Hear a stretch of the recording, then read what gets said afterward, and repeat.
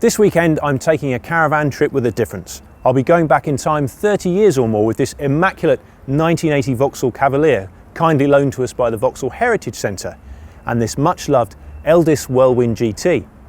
The destination has a nostalgic theme too.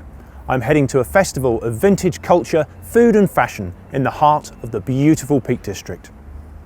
I'm looking forward to finding out how an 80s car and caravan compare with their modern counterparts, as well as looking at sensible steps to take if you want to tow with an older car or classic. The Mark I Cavalier first went on sale in November 1975, with this model, the GLS 2000, arriving in September 1979. Our car was built the following year. Production of the Mark I Cavalier ceased in the autumn of 1981 after more than 248,000 cars had been built. So I've towed the 100 miles or so up from Luton.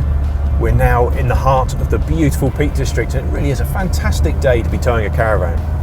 One of the first things I noticed when I got behind the wheel of the Cavalier was just how heavy the steering is. It really is something that strikes you compared with just about any modern car. You really do have to make some effort with your arms when you're manoeuvring at low speeds, although it's easy enough to drive once you're up to speed on the motorway or a country road like this one.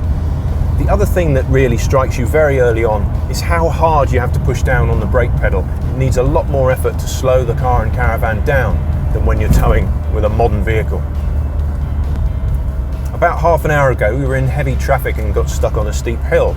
I was a little bit worried, but the handbrake held first time, the car pulled away smoothly, really it coped, no problem at all. All through the journey I've been keeping a careful eye on the gauges, particularly the temperature gauge and the oil pressure gauge, and I can tell you they both just sat right in the middle of the dial, haven't even flickered. The car, to be honest with you, hasn't missed a beat all the way here. Since we've been in the peaks, obviously the roads have gotten a lot hillier, and that does show up the shortcomings of only having a 4-speed gearbox, which of course would have been commonplace at the time. I'm often finding that I'm caught between gears and not sure whether to be in second or third. Second, the engine's revving really hard. Third gear, the engine's bogging down.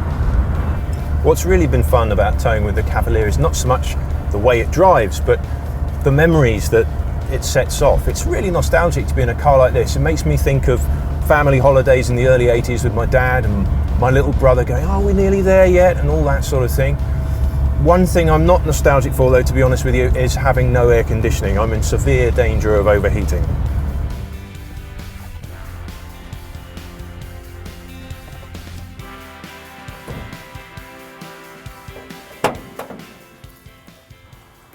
The driver and passengers aren't the only things that can overheat on a hot day. This can be an issue with older cars and classics, especially those with automatic gearboxes.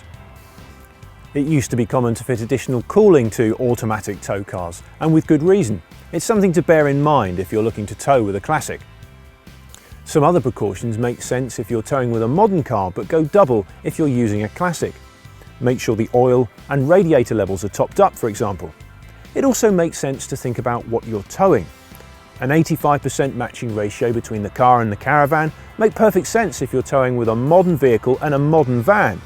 But if you're pulling a classic that doesn't have anti-lock brakes, doesn't have modern stability systems, and an older caravan which may not have a stabilizer and certainly won't have today's anti-snaking devices, then it really doesn't hurt to be well within that 85% figure. Consider adapting your driving style too. Leave a greater gap to the vehicle in front to allow yourself plenty of time to slow down and ease off on the accelerator if the outfit starts to feel nervous.